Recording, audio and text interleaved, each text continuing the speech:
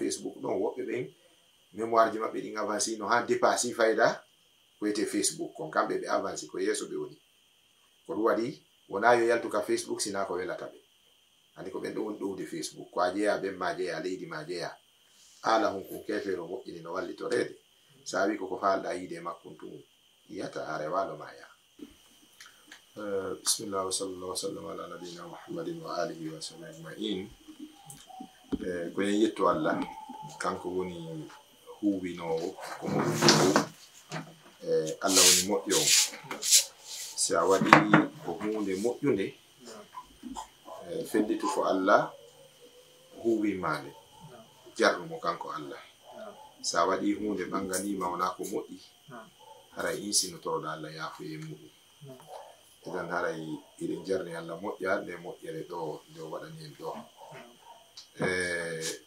no andirɗon non téléspectateur ɓe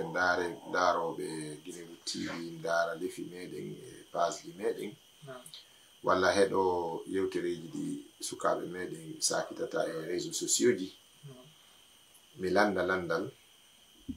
mi jaabi ngal tawi landiɗo landal ngal on ko landi ustazen ko honɗum wi ɗon fiiɓe chanteur ɓe yimoɓe walla sukaɓe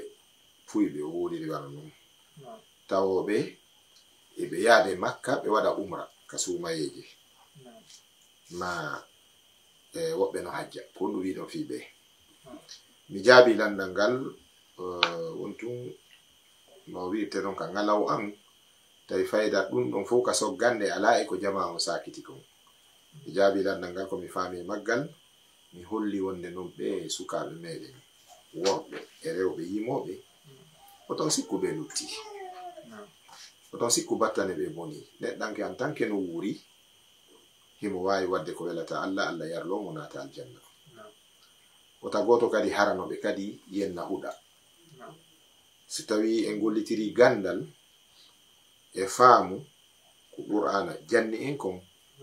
haray ko wonani en ko noddugol ɓe yewtaɓe piiji ɗiɗi no ton goo ɓe terto yimugol fiwu so tawi muyango jolare maɓɓe taw tertagol yimugol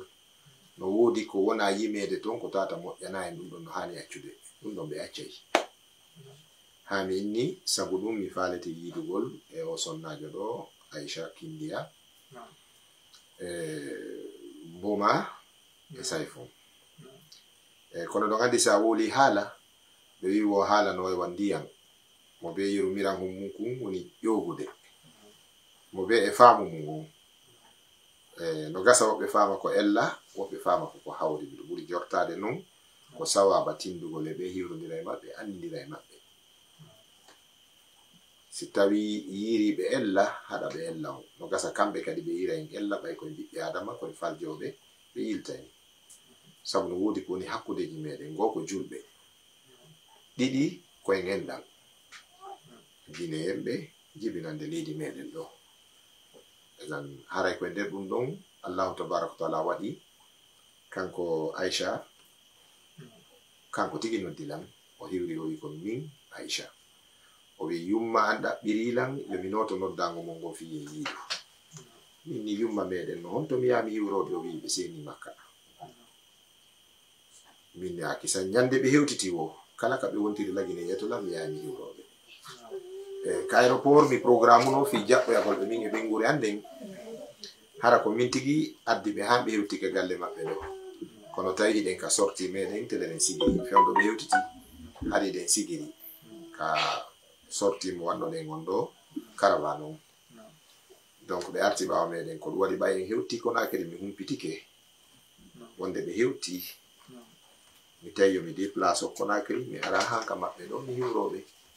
no hajjuyankejo iwtuɗo hajju hiwrotte non tore du'a ɓeyditane du'a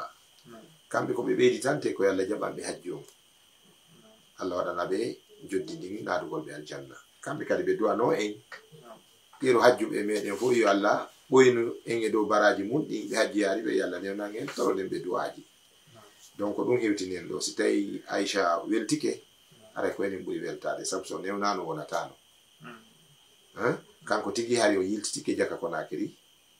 kono andugol iden arde ha ɗo fi hiwragol biro makko e waɗi o arti ɗum ko respect molnaɗo ko enen ɓuri mo weltanade idan haray komi mari komi wiya daroɓe Guinewood TV e julɓe ɓen yen andu neɗɗo fuu Imamu Shafi'i maki fanni o wallinaka ka balangaru makko kasange on no sudda ɗon yenande makko nden no asata sifo mo anda ko woni ta sakkiturum makko balangaru makko ndu wallinaka furi on wallina ɗon o guuma yenande nden asa o ta sifo on tigi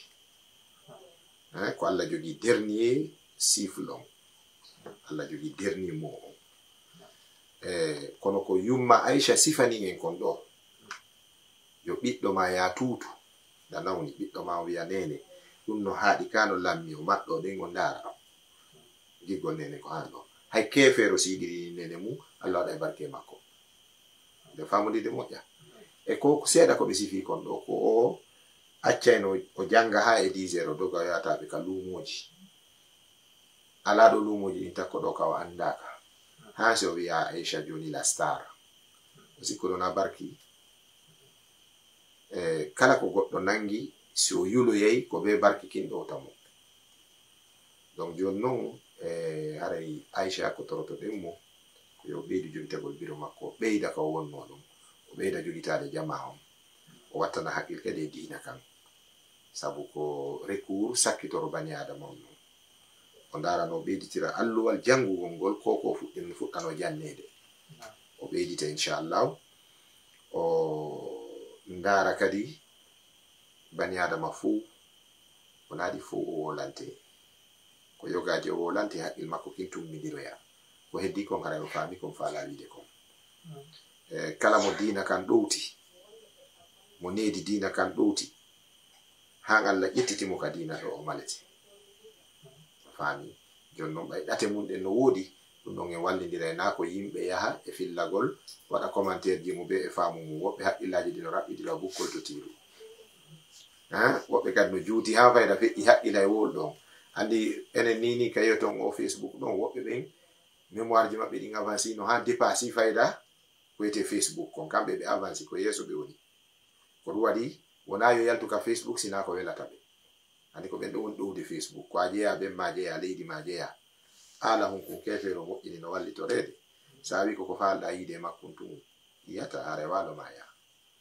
sa wi kadi kala wurɗo kono faaliɗaɗa nanirde non nanirta ɗum kadara fu so noppi maɗi donc min mi ar hiwragol yumma Aisha hiwromo andinamo ko min enɗan andina biro makko ko min enɗan toromo kadi wattangol haqqile duɗe ɗen jangugol diina kam wattana haqqile diina kam moƴƴa sabu ko ɗum ɗo woni garanti bani adama hande kala ko wi yo nangu o golla ko wona musique on himo wawi nangude ɓay ko waɗaɗo barki komi nani biro no sifo kon si o ɗaɓɓi moƴƴere nder loope wallahi Allah jonnaymo o kala ka o ɗaɓɓi moƴƴere Allah jonnaymo par ce que ko ɗaɓɓuɗo barki joni noon ko waɗi e ɗiɗi kon haray ko wattangol haqqila Aisha min mi weltike moƴƴa Hajiya Hawa mi weltike moƴƴa yo Allah waɗu barke moɗon jaɓa noon kadi on ɓeyda barkeji o mum on ɓeyda barke meɗen gen fuu toranimo Allah ko yumma nanen ko ɓe hiwrodiri o hiwroyke nenan donc kanko hatti fayda ɗo ko kanko adi markude bi ara noon ɓay ko kanko yehi ha kalɓelen hiwri nenan nena wi jo modi mago yo wimi ƴettaka ɓe wi yo Allah okke yo Allah okke gorko waraɗo barki ne yumman noon min koye alluje baabi ngal no fini alluje ko ɗon dewgal ngal duwa kami lure nde yummantega nden miɗo joginde ɓe meeɗa duwanade goɗɗo ɗum kijabade welike donc ɓen duwanike mo felliten jaboto yo Allah hokkumo dewgal waɗa ngal barki nani hara ko dankotoɗo mo wallitomo ɓanta fi makko hara na liɓowo fi makko inchallahu taala haray min weltike moƴƴa mi weltanike kadi daroɓe Guinewood TV mi weltanike Guinewood TV accompagne gol joni tawi kamɓe Guinewood TV so tawi ɓe jogui mako sakkitoron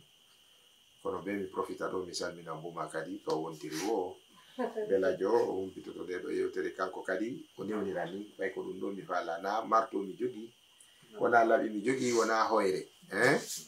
ko qilan salaman salaman Allah tabaraka taala wi hay wolamɓe makko boni kon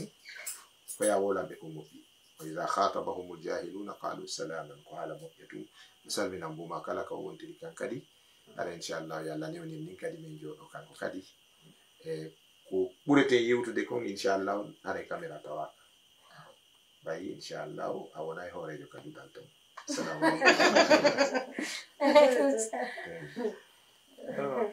alaikum anania sekindia donc ara dernier mot sino wodi ko wala kadare ko ni dala